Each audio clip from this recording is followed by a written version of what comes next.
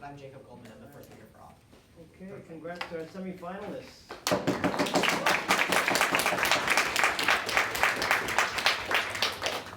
All right, Prime Minister, you have the floor. Go ahead. Okay. Judges, are you guys all okay with off-time roadmaps? Okay, awesome. This speech is just going to be top of case, like definitions, then characterizations, and two contentions. Okay. With that, if everybody's ready, I'll begin my speech. Oh, also, judges, you guys all have the motion. Okay, awesome. With that, I'm so proud to propose the motion. This House regrets Bukele's gang crackdown. Starting on definitions, I think the definitions are pretty clear in the info slide. Then we're going to define this House as a rational actor. The framework for this round is net benefits. And with that, moving on to characterization. Because this motion is this House regrets, we think it's inherently comparative. What does this mean? That means that we're inherently comparing like what happens if we don't have this gang crackdown. So really what the Gov is advocating for is that the alternative to the gang crackdown is better than what happened, while the Op is advocating that the gang crackdown was better than the alternative. I think this makes like a lot of sense because that's kind of what regrets means. Like say you like are about to get hit by a car, but then it swerves and it only hits your arm a little bit and you break your arm. You don't regret breaking your arm, even though breaking your arm is independently bad, because the alternative to breaking your arm was a whole lot worse. It was dying in this car crash, right? So we would say you don't regret breaking your arm since it was better than the alternative. What that means is that the burden in this round isn't for us to prove that like the alternative is perfect, that the alternative is better than the crackdown. Well, the burden for the opposition is to prove that the crackdown is better than the alternative. Then that begs the obvious question, our second layer of characterization: what is the alternative to Bukele's plan? What we think is that importantly, the bank crisis in El Salvador was at a breaking point. It was a massive issue, and it was pretty much the main issue most people were going to vote on when they go and vote in these elections. It's a main issue that foreign governments are really concerned with. What does this mean? It means that probably in the absence of Bukele's plan, we get a different plan to combat gang violence. We think this looks a lot more like kind of the more accepted plans to combat gang violence that exist across the world, just because it's kind of a unique radical plan. So probably your average plan that would get passed is a little bit more conventional. This looks like basic things such as investing in creating economic job opportunities for former gang members, such as weapons buyback programs that encourage them to put away their weapons and like stop being in gangs, etc. Just kind of basic plans, and we think that's probably the alternative. Yeah. You theoretically think a weapons buyback program would be taken by a gang which controlled 80% of the country? Sorry? Do you think a weapons buyback program would have been taken by a gang controlling 80% of the country? So the gang themselves isn't going to implement the weapons buyback program, but the government would implement it. And like obviously they're going to take there's like more detail to your solution, but we think it probably just isn't as radical as Bukele's plan. Like in the absence of Bukele's plan, we probably get like some different solution. With that, let's get into our first contention on the short-term impacts of this program. First subpoint here is on incarceration. Bukele threw 76,000 people in jail just within the first few years of this crackdown. That's over 1% of El Salvador's population.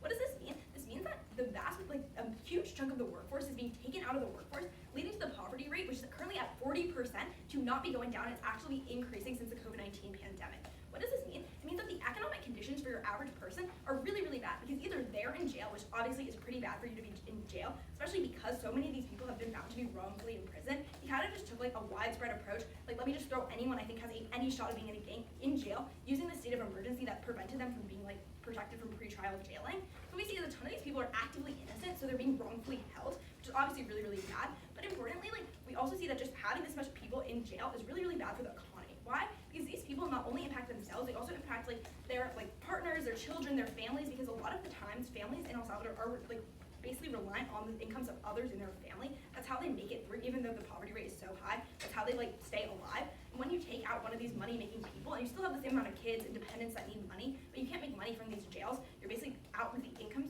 stream. Not only does that impact you directly if you're reliant on them, and now you no longer have this income, you no longer have as much food, as much stable housing, etc. It also impacts the economy as a whole, because you're literally taking out 1% of the people, but probably probably a larger share of the working population, since these are mostly adult men who's the main working demographic. It's probably 2 or 3% of the working population that's pulled out of the economy. That obviously is really bad in terms of economic growth. Quite simply, when you have less workers, you make less stuff. Your economy is smaller, and your economy shrinks, meaning there's less job opportunities for others in the economy, which creates a bad cycle where there's just not a lot of opportunity. Subpoint B here is on death. What we see is that there are 190 deaths per year happening in the prisons or due to protests against this, being shot down by the government in a really rough way. What does this mean? This means that you're having a ton of unnecessary deaths due to the crackdown. We think Op is probably going to come up here and tell you, oh, but you're preventing deaths from gang violence. But that's actually not true. What we see is that Bukele was elected in 2019, but from 2015 to 2018, the amount of deaths due to gang violence and the homicide rate in El Salvador fell by 50%. 50% over 3 years. What we see is Bukele actually hasn't substantially decreased the homicide rates due to gang violence, because they're already going down to begin with. As long as they just maintain going down the way they were before, in the absence of his plan, we still saw for homicide. Homicide actually actually isn't really impacted by this plan, don't let them tell you it is. Then our second contention is on the long-term impacts. We think that there's really two ways that this can go down. Option one is that they maintain this policy of throwing all of the people who are suspected of gang violence in jail, these massive amounts of people in jail. They keep them in jail, they keep doing the system that keeps being the response, or they stop putting them in jail. First on why it's really bad for the government in the long term if they just keep doing this. First of all, it's really, really expensive. The El Salvador government just simply does not have a lot of money considering their economy is pretty small. That means they don't really have enough money to finance the incarceration of these 76,000 people for their entire lifetimes. And plus all the new people who are joining gangs who they're gonna have to throw in prison every single year. This is a number that just gets bigger and bigger. And not only is it really bad insofar as they just can't afford it to begin with, and they also can't afford the weapons to go out and get them and put them in jail, it's also bad because it makes itself worse. Because as the economy gets smaller because they're taken out of the workforce, there's less tax revenue which they can use to basically keep these people in jail or arrest them. This creates a vicious cycle insofar as the economy totally collapses. They basically are putting the workers in jail, so then they can't get taxes off the workers' earnings, meaning that there basically is no way for the El Salvadorian government to get out of this cycle, where they end up just basically being extremely broke, and are no longer able to finance the things their people need. They're no longer able to probably finance this program, so we see is probably the collapse of the El Salvadorian government. Then the alternative that happens if they eventually stop this plan is also really, really bad. Why is that? Because this plan fundamentally doesn't address the root cause of gang violence. What we see is that the root causes of gang violence are lack of other opportunities. That's the reason that people turn to the gangs. If they could get a good job where they can make more money outside of a gang, they're going to do that. But those jobs just simply do not exist in El Salvador, which is the reason people turn to these illegal gangs. But what happens in jails is that jails just perpetuate gang violence even more. We can see this in the US insofar as jailhouse gangs are a massive thing. There still is gang activities inside these jails. They still maintain their gang allegiances. So as soon as you let them out of jail, the gang crisis goes back to where it was before. You didn't actually achieve solvency at the root level. This is also really bad insofar as now these gang members are going to be even more violent because they're even more angry at the government. They specifically are targeting the government rather than just targeting civilians, which makes the gang crisis even worse. This is also really, really bad for El Salvadorian civilians. What we see is that regardless of which two cases you end up in the long term, this is a really bad plan for El Salvador. Overall, we think that not implementing this plan is way better insofar as it not only doesn't jail people wrongly, it decreases rates of death, and it ensures long-term stability for El Salvador, avoiding these two really bad eventualities. For that reason, I'm so proud to propose. Thank you.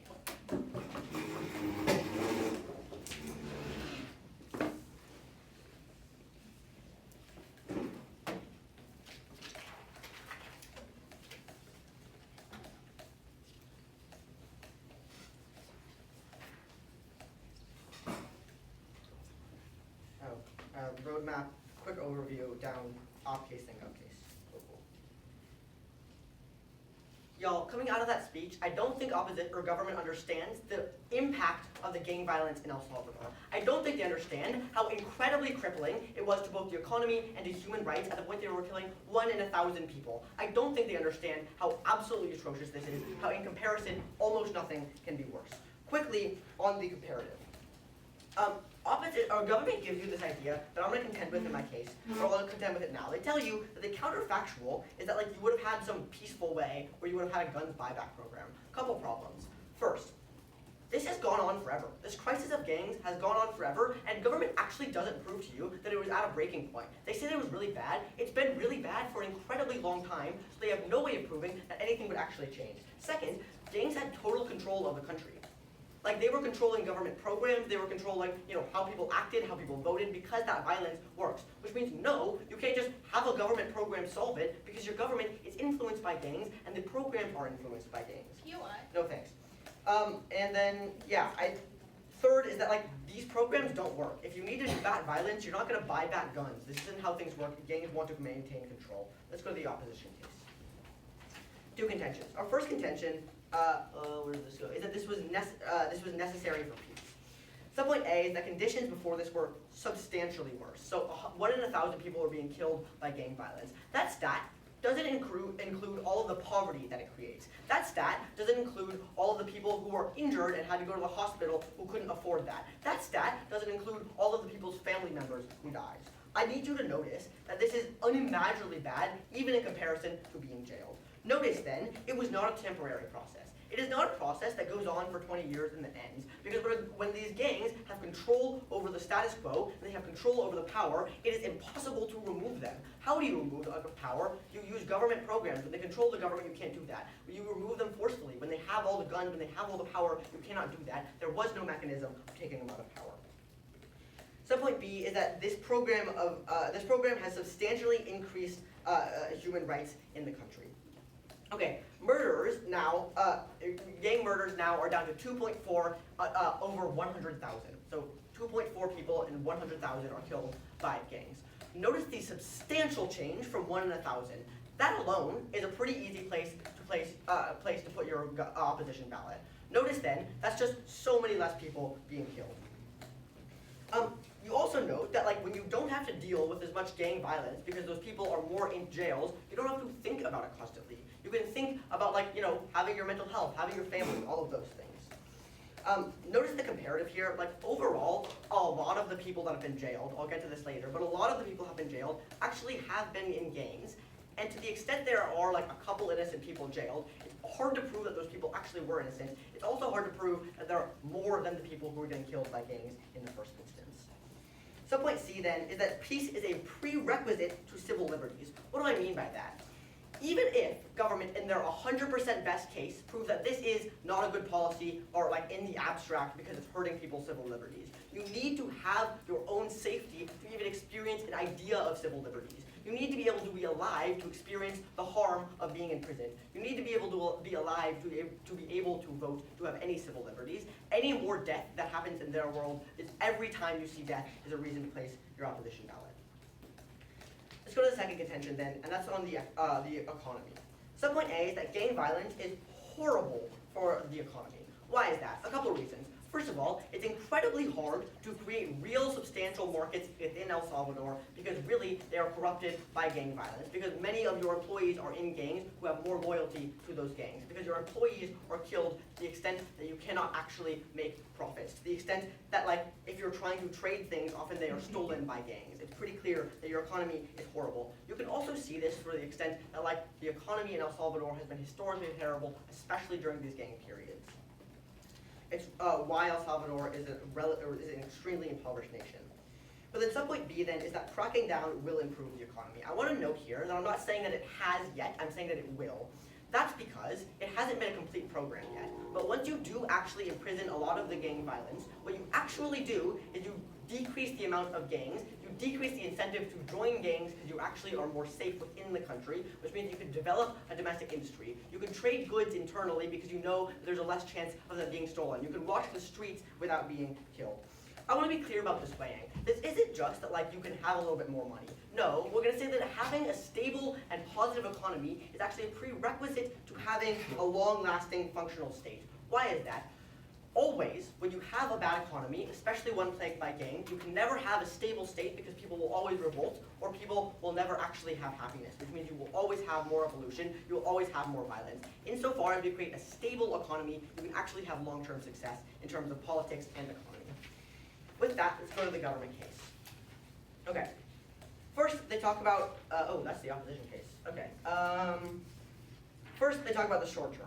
Is it that there's an incarceration? And they give you this $76,000 number, or the 76,000 people number. Note, that doesn't mean that 76,000 people have been imprisoned unjustly because they weren't in gangs.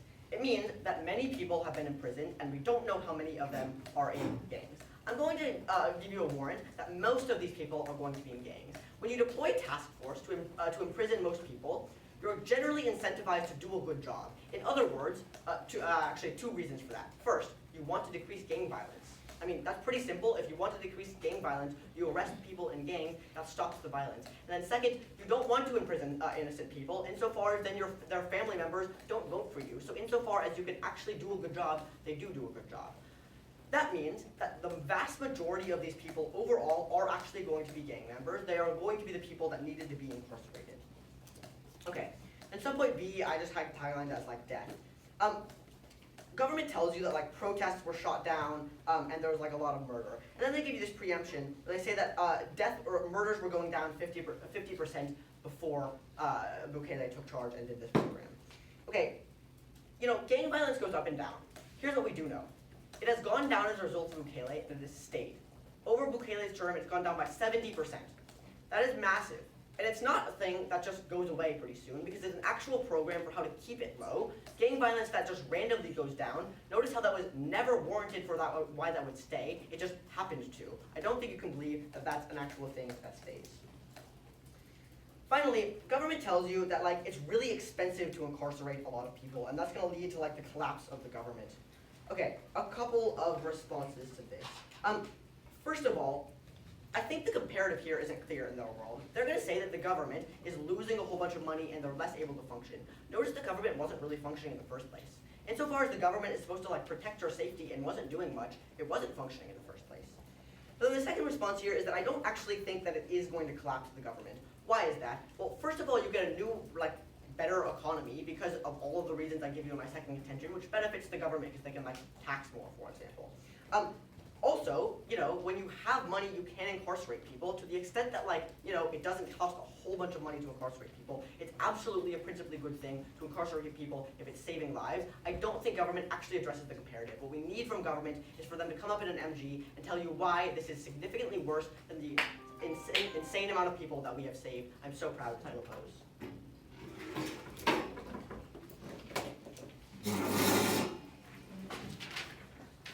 Okay, is everybody ready?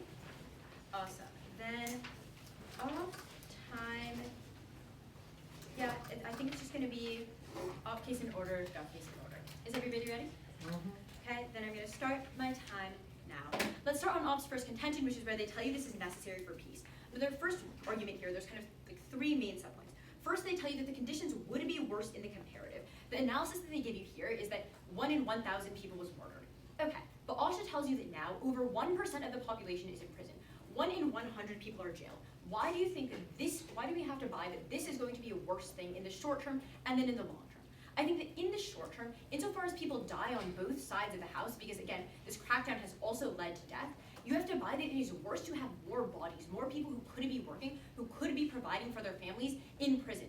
If death has to exist on both sides of the house and the source of the death is different, you ought to prefer us because we're making it so that, because like, the status quo, the world that we live in today, is one in which a ton of people, 10 times more than die on God's side of the house, are imprisoned and they're no longer able to provide for their family, which leads to, again, an incredibly high poverty rate. OSHA gives you this analysis and then it gets dropped by all. We think the conditions are probably going to be worse in the short term for most people.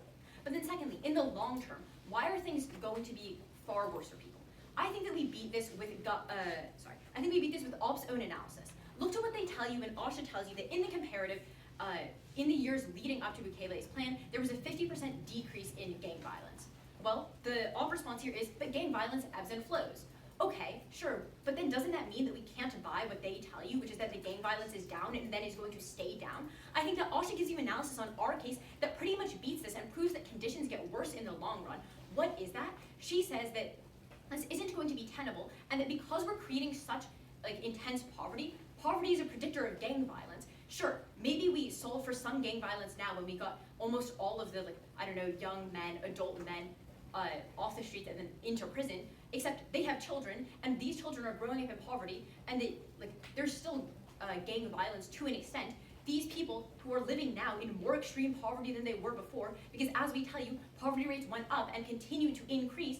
Now these people have more of an incentive to join gangs. They're more susceptible to being in gangs in the long run. And if you buy OP's own analysis, which is that gang violence has the power to ebb and flow, then the conditions aren't actually going to be getting better. It's just like gang violence is always going to exist, just in this world. More people are being incarcerated. You're taking people off the streets. You're not allowing them to provide for their families. Probably you can turn this. Then they tell you that human rights get better on their side of the house. I think this is objectively false. Insofar as it is your right to be not to be imprisoned without a trial, not to just have the government say, I think that you're involved in a gang, and then throw you in prison without having to explain why. I think that's a human right that people have. You can probably turn this human rights argument to Gov as well. Then finally on mental health, I think mental health is bad on both sides of the house, but probably you're going to be preferring Gov. Why is this? Because as we warned, in the long run, gang violence is going to come back.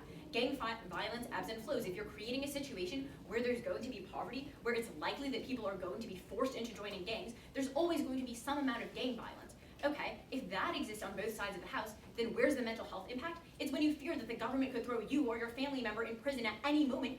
Crucially, this is something that only happens on OP side of the house, but that doesn't happen on Gov. Turn mental health, not only is it, sorry, I have a lot to get through, I'll take it at the end if I have time. Not only is this not a reason to vote for OP, it is actively a reason to vote for Gov. Then they tell you peace is a prerequisite to having, peace is a prerequisite to being able to have any kind of civil liberties. Okay, first, we think that the government isn't actually gaining access to peace. You can look to our long-term analysis that OSHA gives you that doesn't get adequately responded to by all. Insofar as there's not going to be peace in the long term because you are imprisoning people, leaving their families desperate and thus more susceptible to joining gangs, you're not actually getting any peace. Then further, I think that even if you don't buy that term, this argument is just wrong at face value insofar as if people are denied their civil liberties, if they're living in a bad quality of life, you're never going to have peace because peace requires that people are at least somewhat satisfied with the status quo. If they're not satisfied because their civil liberties are being taken away, probably you do see more violence. Okay, now let's go to their argument on the economy. First, they tell you that employees are going to be killed. I think this employees argument is a really, really clean place actually to vote to gov. Why is this? Because if you're like a company, right, and you employ workers, if an employee gets killed or if an employee gets jailed, that actually doesn't matter for you, right? Because even though it matters to the person, and I think we win that analysis on our case, it doesn't matter to the company. And if people are getting jailed at a higher now than people were, if people are getting jailed now at a higher rate than they were getting killed before, this is clearly worse for companies. We tell you that rate is 10 times more because now people are being, more than 1% of people are being jailed. That's 1 in 100. And the people who were being killed is 1 in 1,000. We think this is actively worse. There is 10 times the chance that an employee isn't able to work, right? This means that you can flow this economic impact here to our side of the house. And then they tell you that this isn't complete. Then they tell you that the plan isn't complete. I mean, yes, this is like the analysis that we give you on Gov. The plan isn't complete and it can never be complete. I think this is really key. We win on the long term because the government's plan, yes, it solves in the short term. We're willing to acknowledge this. If you put like a huge amount of, I don't know, the El Salvadorian, like adult men, young men in prison, they're no longer able to contribute to gang violence that happens outside the prison. That's probably true. Except that there's other people who are going to be born, who are going to grow up in poverty, and then the cycle repeats itself, right? This isn't complete because it can never be complete, because the government has trapped itself in this cycle where it is going to need to continue to incarcerate people and still never solve for the problem of gang violence in the long term. The argument that it's never complete is a reason to vote Gov, not a reason to vote off. Now let's go to our case. Why can you flow through everything that OSHA tells you? Let's start on our C1 on incarceration. The all response here is that, well, it's not actually unjust because most of these people are in gangs. They give you 2 warrants here as to why the government has an incentive to only jail people justly. First is the idea that they want to decrease violence, sure, but if you overcompensate by like incarcerating a ton of people, then you know that even if you're not doing something accurate, even if you know you're not doing something precisely, you're doing it accurately because odds are you're going to get a ton of like criminals. It doesn't require that you're actually accurate at all. Okay. Then they tell you that you have an incentive to make people vote for you. We tell you that people in this status, people before this plan had a perception that the problem was worse than it was and didn't understand that the rates were going down. So sure, maybe some people liked it then, but a significant number of El Salvadorians like disapprove of the plan now. Okay, but then once you look past that, even if you buy that there's actually not that many people who are imprisoned unjustly, the imprisonment is still bad, right? They don't actually interact with our analysis here, which is that when people are incarcerated, their families are going to be in poverty because they no longer have the person who is likely a young man, an adult man, who is able to provide for the family because oftentimes these are the people who are doing the majority of the work, and then these families are going to be in poverty, right? This warrant, this link here, which links into their entire case because it links into more gang violence in the future, doesn't get interacted with by op. I think that you have to have a really high threshold for the response here because it is evident that when in 1 year you incarcerate more than 1% of your population, it is going to be really difficult for people to economically recover from that. Okay, then on death, I think that this basically gets dropped by off. We don't hear a significant response here. Death probably exists on both sides of the house because the crackdown has also led to death. Prefer us because in the long term, the death and the gang violence gets worse on their side when the poverty and the living conditions decrease. And then our argumentation on the long term. OP tells you that the comparative isn't clear, and then the analysis that they give you here is gang violence ebbs and flows. Again, you can look to the analysis that I give you on their case. Gang violence ebbing and flowing is the exact reason why you're casting a Gov ballot, right? These things happen cyclically. When you put people in a situation where they're going to be predisposed to commit gang violence, they're going to do it. The solution maybe works in the short term, but never in the long term. Prefer us for that reason. Never been powdered to propose.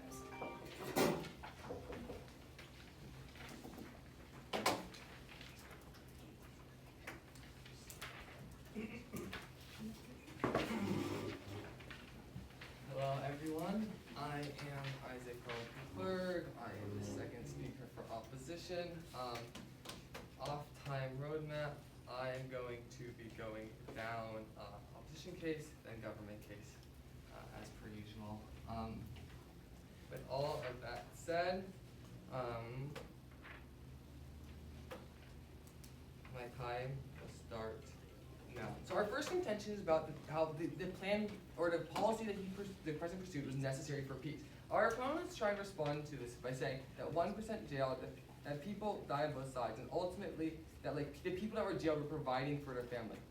And I think in some worlds they are right. There was some sort of provision for family. Let's look at how the providing for the family functioned. They provided for their family by being part of a gang that extorted the vast majority of the country, that led to people being unable to even go outside their house, led to people being unable to get jobs, leading to businesses being unable to function because they have to pay bribes and deal with stealing. That is how the majority of these people provided for their family. That is not something you want to be protecting, providing for your family. What we tell you is the crackdown has allowed for people to actually provide for their family in the way that any country wants people to provide for their family. Through getting a job, through education, through finding a way to provide for your family in a legal way, which is not directly harming the whole rest, no thank you, the rest of the 99% of the country, which is being seen harmed in their world.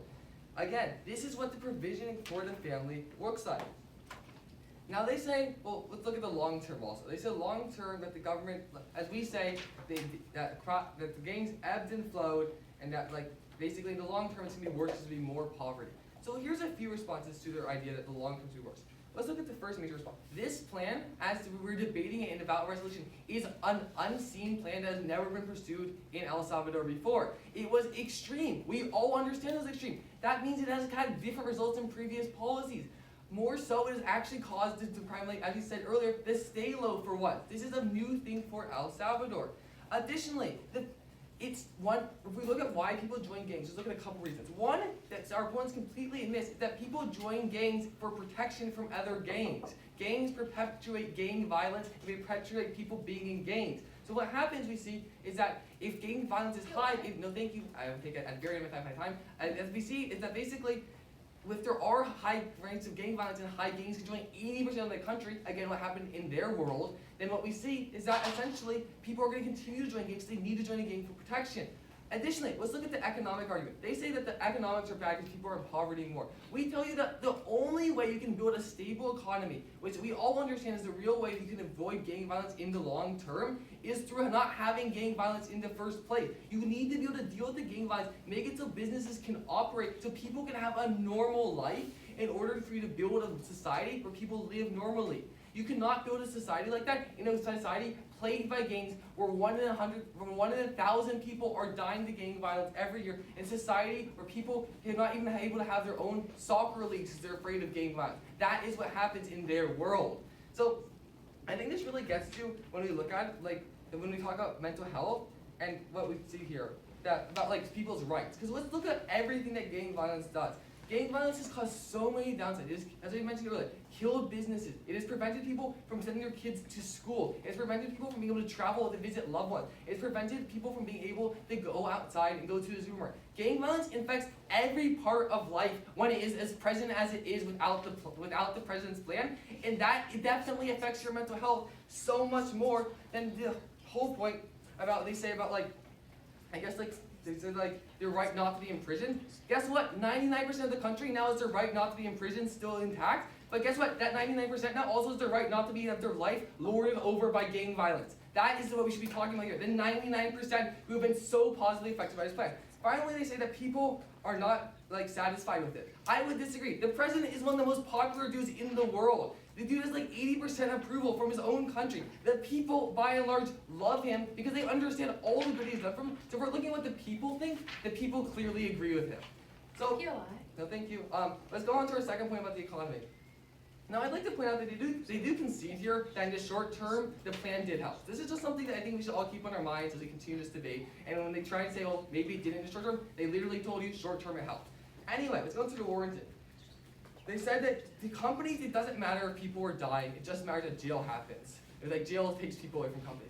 I would disagree that the gang violence only mattered to companies because people dying. That, of course, affected companies, but so did the bribes they had to pay. So did the fact that their products would be stolen. So did the fact that they'd have to hire gang members in their company in order to even operate. So the fact that they couldn't operate in most of the country because gangs controlled it all. When we talk about the economy, any long term of the economy, you have to understand that economy cannot function in any sense that really anyone in this room understands in a world dominated by gang violence. That is what's actually happening, and that is simply put, It can only be solved by the plan pursued by the president. The president's plan is the only real way that we're able to build a real economy. The economy before did not work. When we get to the stat about poverty, they say poverty rose post-COVID. Yeah, it did in almost every country in the world, Judge. This is not a reason to vote against his plan, especially when his plan provides an actual framework, as we've shown by warranting, for a future economy which actually functions and prevents gang violence in the future. Where is that in their alternative? Where is that in their guns buyback with the gangs? I do not see that realistically happening in their world, and if that could not happen, then they are merely perpetuating a system which has caused so much harm to so many El Salvadorians.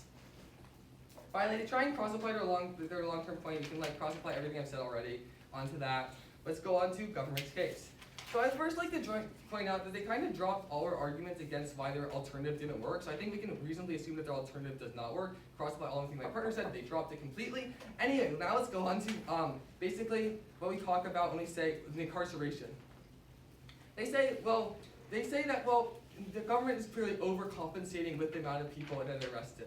And Judge, we will admit to you that there probably has been some overcompensation, but let's look at what we can also dare to tell you that the majority of the people arrested have been parts of gangs, because the gang violence has fallen so much. Because the fact that gangs no longer reach about 80% of the country, the fact that people can live normal life, that in itself points to the fact that the vast majority of people who were arrested were gang members. If they were normal citizens, why would have gang violence fallen? That doesn't make any sense. It had to be at least a large amount of gang members.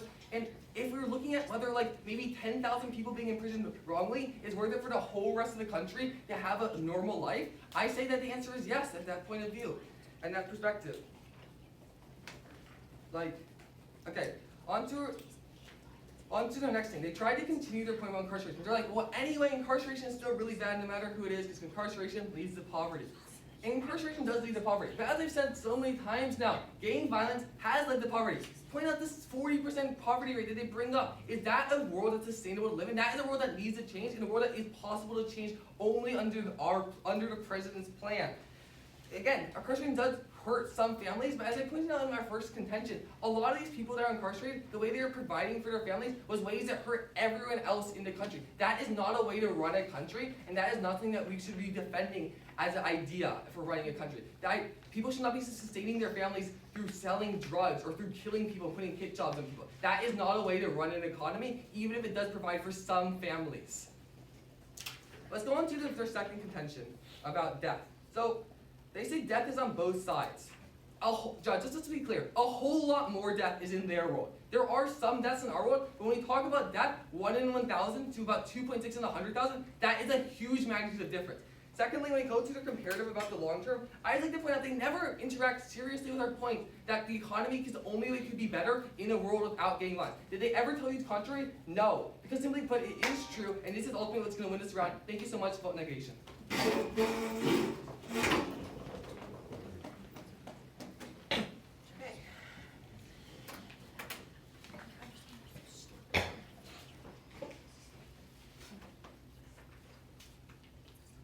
I don't think government proved to you that the incarceration has incarcerated innocent people. They don't prove to you that this crackdown has not decreased gang violence. At the point where it has helped people, where it has done good, I'm so proud to negate today's resolution. I have two voter issues. The first one is, does this prevent gang violence long-term and short-term? The short-term one's pretty easy. They conceded it. You can concede that in the status quo, and for a little while, everything's better. So I don't know, for the next 5 years, no more gangs operating, or way fewer gangs. That's maybe a place to put your vote initially. Okay, we give you a couple reasons then why gang violence decreases long term. We say, obviously, for the first one, it's disincentivized. I mean, if you're gonna go to jail if you're in a gang, you're not gonna be in a gang because you don't want to go to jail. I mean, this is a really obvious mechanism, but it's not actually responded to by the government. It's not actually well dealt with. The second response here is that when there are fewer gangs in the short term, it means that there are going to be fewer gangs in the long term because gangs beget gangs. Why? If you are scared for your life, you are going to go to a gang for protection because that's what gangs do. But if there are fewer gangs in the short term, then you don't need to seek out a gang to protect yourself, which means there is a cyclical decreasing in the amount of gangs. Finally, government says, they give this response that says, well, but opposition says that gang violence ebbs and flows. This argument is built on misquoting me, or on quoting me out of context, and then no real warranting. Gang violence ebbs and flows when there isn't actual mechanisms to stop it from working. But we gave you, and the president gave you, a mechanism for stopping it from working. You get imprisoned. I mean, it's really simple there, so no, it doesn't ebb and flow, because now the people who are in gangs are not in the streets, and the people who would have joined gangs are disincentivized from doing it. Weigh this. Even at the best case on government, they're talking about some people being imprisoned. I'd so rather going to have people be imprisoned than being killed by gangs. That's just a very easy place to put an opposition ballot. The second thing is time frame. On balance, you're going to rather have incarceration than gang violence, because gangs beget gangs, which means you go on forever. The world before this president crackdown went on forever until this happened, and now that stops immediately. Okay. Also note, don't let government come up here in their next speech and tell you and compare 1 in 1,000 versus 1 in 100. Most of the people that have been incarcerated should have been incarcerated. We've proven it to you. I mean, there's no way to know empirically that 85% of these people or whatever. But I gave you 2 structural reasons why it's most likely that these people are actually the ones in gangs. And it doesn't actually go well responded to the extent that you can believe that most of the people that are incarcerated should have been incarcerated, and that's a reason to vote for the negation. Second, on the economy. We tell you that the economy, and a stable economy, is a prerequisite to civil rights. In other words, you will always have a tumultuous government. You will always have revolution to the extent that people aren't proud or aren't happy with their lives. And to the extent that gangs make it so that you can't export or import goods. It means that you can't send services. When they control the government, you can't have government investment. That kills the economy. It's why you've had such a horrible economy in El Salvador for its history of gangs. Okay, the response we get from government is you need people to be happy with this crackdown in order for good services to flow. Isaac gives you this response that people are happy. In fact, around 80 to 90% of people in polls say that they actually are happy with the government. You know why that is? Because they've decreased gangs, the gangs that people have lived their entire lives in horrible fear of. Yes, this improves the economy. You can never, ever, ever, ever have a functioning economy insofar as your whole government and your whole economy is controlled by gangs. In order to institute a rule of law, this was necessary. I am so proud to negate.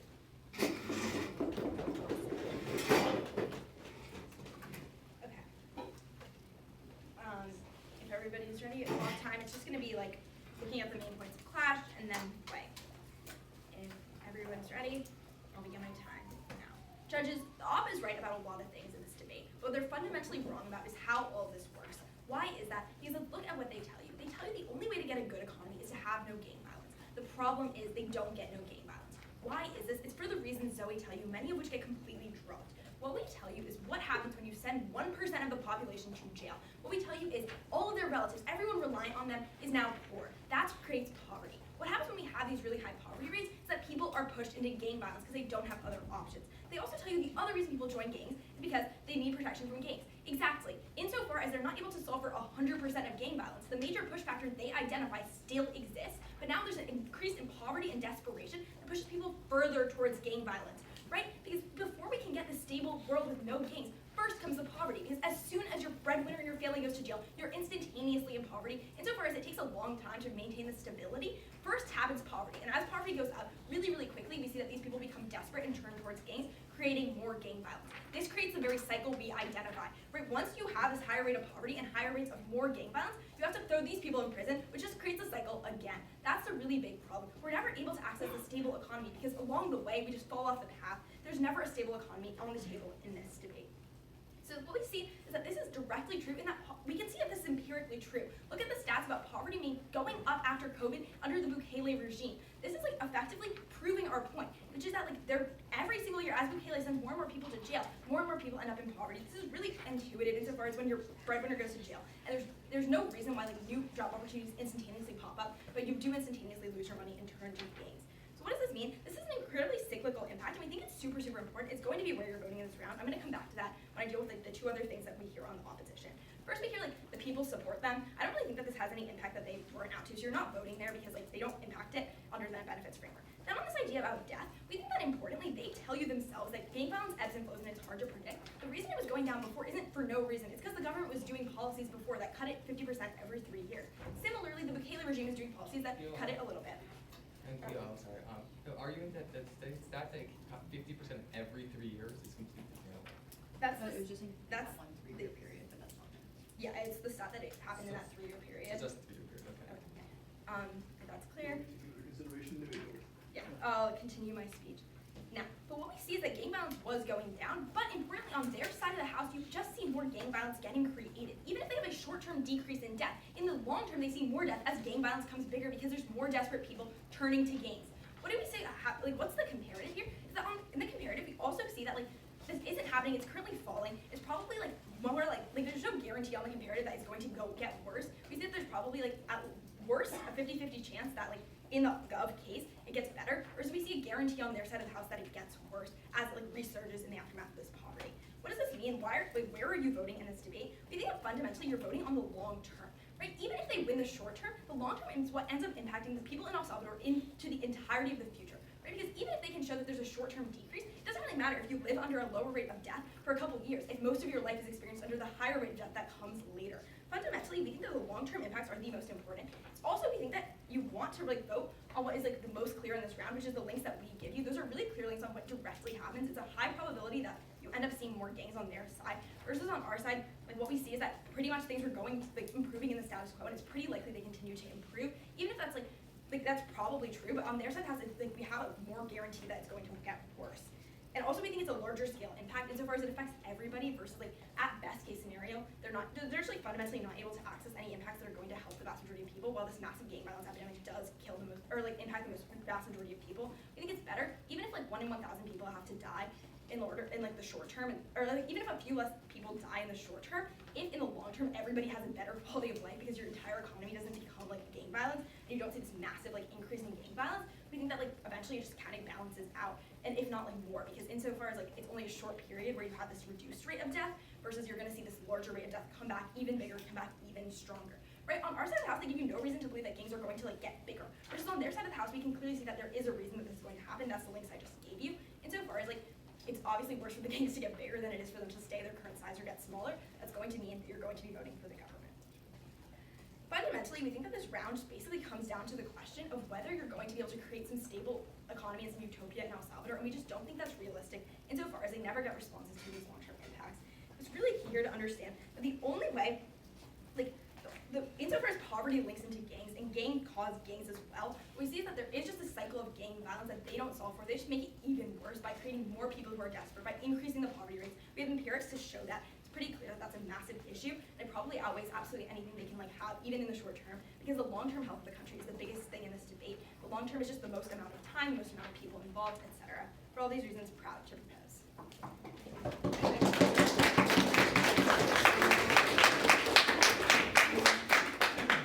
Step out.